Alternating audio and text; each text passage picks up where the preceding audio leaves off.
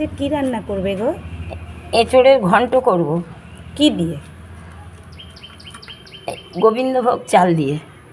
গোবিন্দভোগ চাল দিয়ে? না না, আজকে বিকালে বেশ একটুখানি কাটলেট বানাও তো।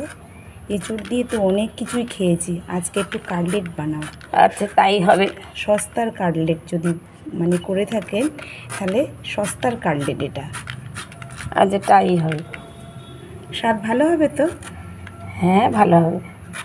তাহলে দেখা যাক বন্ধুরা কেমন করে আমরা এঁচোড়ের কাটলেট বানাই। তাহলে বন্ধুরা, মণ্ডল কুকিং হাউসে আজকে রেসিপি এঁচোড়ের কাটলেট। ছাড়িয়ে নিয়ে এরকম বড় বড় পিস রাখতে হবে। তাহলে এইভাবে পুরো এঁচোড়টা কেটে নেব। এঁচোড়টা কাটা হয়ে গেছে, এঁচোড়টা জলে ভিজিয়ে রেখেছি। এবার উনুনটা ধরিয়ে দিলাম, দিয়ে কড়ার মধ্যে জল দিয়ে দিলাম বেশ কিছুটা। এর ওর মধ্যে একটু হলুদ গুঁড়ো আর একটু লবণ দিয়ে দেব। লবণ দিয়ে দিলাম কিছুটা, দিয়ে এর মধ্যে কেটে ধুয়ে রাখা এঁচোড়গুলো দিয়ে দেব। এঁচোড়গুলো দিয়ে এটাকে সিদ্ধ করে নিতে হবে। সব এঁচোড়ের পিসগুলো দিয়ে দিলাম, এরকম বড় বড় পিসগুলো থাকবে। এবার এটাকে ঢাকা দিয়ে সিদ্ধ করার অপেক্ষায় থাকবে। আমি এই কাটলেটটা খেয়েছিলাম আমার এক পরিচিতর বাড়িতে। আমি ধরতেই পারিনি কিসের কাটলেট খেলাম, পরে শুনলাম যে ওটা এঁচোড়ের ছিল। দারুণ টেস্ট। ঢেকে দিয়ে সিদ্ধ করতে দিলাম। এঁচোড়গুলো হাফ সিদ্ধ হয়ে গেছে, এবার এগুলোকে উঠিয়ে নেব। পুরো সিদ্ধ করার দরকার নেই, হাফ সিদ্ধ করলেই হবে। হলুদটা দিয়েছিলাম বলেই কিন্তু এঁচোড়টা কষটা কেটে বেরিয়ে গেছে, দেখুন। এবার আমি ঠান্ডা জল এর মধ্যে দিয়ে ঠান্ডা করে নিয়েছি। এবার এটাকে ঠান্ডা জল থেকে উঠিয়ে নেব। এবার এরকম একটা গ্রেটার নেবেন, প্রত্যেকের বাড়িতেই আছে। এবার হাফ সিদ্ধ করা কাঁঠাল এঁচোড়গুলোকে এভাবে গ্রেট করে নেবেন।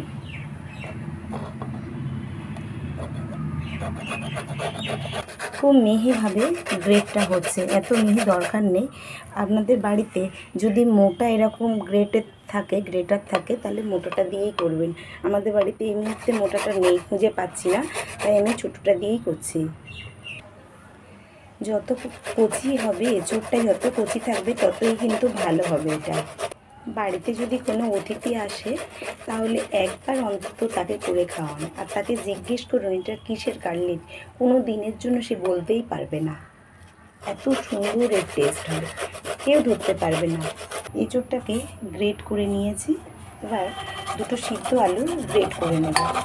এবার উনুনটা ধরিয়ে দিয়েছি, কড়াটাও বসিয়ে দিয়েছি, গরম হয়ে গেছে।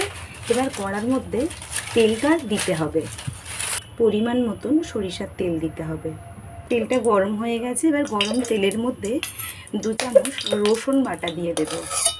2 চামচ রসুন বাটা দিয়ে দিলাম। এবার এর মধ্যে দুটো বড় সাইজের কুচনো পেঁয়াজ দিয়ে দিতে হবে, আর 4খানা কাঁচা লঙ্কা কুচি দিয়ে দিতে হবে এর মধ্যে। দিয়ে খুব ভালোভাবে ভাজা ভাজা করতে হবে। যখন পেঁয়াজটা একটু লালচে হয়ে আসবে তখন আদা বাটাটা দেবো। পেঁয়াজটা ভাজা ভাজা হয়ে গেছে, এবার এর মধ্যে 2 চামচ আদা বাটা দিয়ে দেব।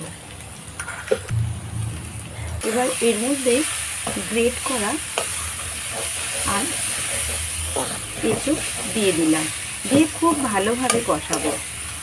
এবার এর মধ্যে পরিমাণ মতন লবণ দিয়ে দিতে হবে, পরিমাণ মতন হলুদের গুঁড়ো দিয়ে দিতে হবে, পরিমাণ মতন জিরে গুঁড়ো দিয়ে খুব ভালোভাবে এঁচোড়টাকে কষাতে হবে। এর মধ্যে গ্রেট করা আলুটা দিয়ে দিতে হবে।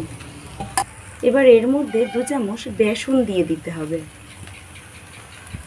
বেসনটা দিলাম বাইন্ডিংয়ের জন্য, আলুটাও দিলাম কিন্তু বাইন্ডিংয়ের জন্য, কিন্তু আলুর পরিমাণটা যেহেতু কম হয়ে গেছে তাই কিন্তু বেসনটা দিলাম। এবার এর মধ্যে অল্প একটু জল দিয়ে দিতে হবে, অল্প একটু জল। সমস্ত উপকরণ খুব ভালোভাবে কষানো হয়ে গেছে। এবার এর মধ্যে একটা ম্যাগির মশলা দিয়ে দেব। ম্যাগির মশলাটা দিলে টেস্টটা খুব ভালো আসে। হাফ চামচ গরম মশলার গুঁড়ো দিয়ে দেব। এঁচোড়ে একটু গরম মশলা না দিলে কিন্তু ভালো লাগে না। আর দিয়ে দেবো 1 চামচ চিনি, 2 চামচ চিনি দিয়ে দেবো, 1 চামচ দিয়ে দেখলাম আর একটু লাগবে। এই সমস্ত উপকরণ আবারও একবার কষিয়ে নিয়ে এটা উঠিয়ে নেব। নিলে কাটলেটের জন্য পুরটা পুরো রেডি হয়ে গেল। এবার এটাকে উঠিয়ে নেব।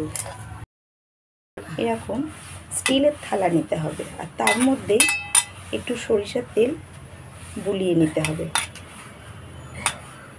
এবার পুরো পুরটাই থালার উপর ঢেলে নিলাম, নিয়ে পুরো থালা ভরে পুরটাকে চেপে চেপে দিয়ে দেব। খুব সুন্দর সেট হয়ে গেছে। এবার এই অবস্থায় রেখে দেবো। এটা ঠান্ডা হলেই তবেই কিন্তু কাটলেটটা ভাজবো। এইভাবে চেপে চেপে চৌকো একটা সেট করে দিলাম, এইবার এটা ফ্রিজের মধ্যে দিয়ে দেব। ফ্রিজে দিলে তাড়াতাড়ি ঠান্ডা হয়ে যাবে। তারপরে পরের প্রসেসে চলে আসছি। ফ্রিজ থেকে বের করে আনলাম কিছুক্ষণ পর, ঠান্ডা হওয়ার পর। এবার এইভাবে পিস পিস করে দিয়েছি। এবার যখন কাটলেটটা করব তখন যতটুকু ভেঙে চুরে যাচ্ছে সেটা হাত দিয়ে ঠিক করে দেব। আছে, এবার একটা করে উঠিয়ে শেপ দিয়ে নিতে হবে হাতে আর একবার। এবার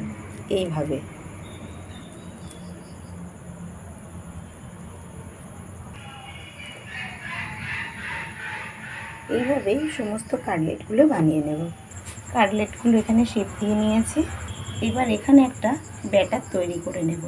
এখানে 2 চামচ ময়দা দিয়ে দেব, এর মধ্যে অল্প একটু লবণ দেব। এবার এর মধ্যে অল্প জল দিয়ে একটা ব্যাটার তৈরি করে নেব। ব্যাটারটা পুরো রেডি হয়ে গেছে, ঠিক এইরকম আসবে। রেডি হয়ে গেছে। এবার এখানে 1 বাটি চালের গুঁড়ো নিয়েছি। এবার এর মধ্যে অল্প একটু লবণ দিয়ে দেব আর একটু গোলমরিচের গুঁড়ো দিয়ে দেব। এবার চালের গুঁড়োর মধ্যে 1 চামচ গোলমরিচের গুঁড়ো দিয়ে দেব, দিয়ে সমস্তটাই শুকনো মাখিয়ে নেব। খুব ভালোভাবে মাখাতে হবে। এবার একটা করে কাটলেট নিয়ে এই ব্যাটারের মধ্যে দিয়ে দেবো, ময়দার ব্যাটারের মধ্যে দিয়ে খুব ভালো করে ময়দার ব্যাটার লাগিয়ে নিয়েছি। এবার এটাকে উঠিয়ে নেব, নিয়ে চালের গুঁড়ো দিয়ে দেব, দিয়ে খুব ভালো করে কোট করে নেব। এটা খেতে দারুণ লাগবে। দেখুন, ঘরোয়া উপকরণ, চালের গুঁড়ো প্রত্যেকের বাড়ি থাকে, ময়দা প্রত্যেকের বাড়ি থাকে। ঠিক এভাবেই বানাবেন, এই সিজনে দারুণ লাগবে। সমস্ত কাটলেটগুলো রেডি হয়ে গেছে। এবার উনুনটা ধরিয়ে দেব। উনুনটা ধরিয়ে দিয়েছি। এবার কড়াটা পরিষ্কার করে নিয়েছি, যে কড়াতে পুর করেছিলাম পরিষ্কার করে নিয়ে তার মধ্যে পরিমাণ মতন সাদা তেল দিয়ে দেবো কাটলেটগুলো ভাজার জন্য। তেলটা ভালোভাবে গরম হয়ে গেছে। এবার কাটলেটগুলো এক এক করে ভাজতে থাকবো।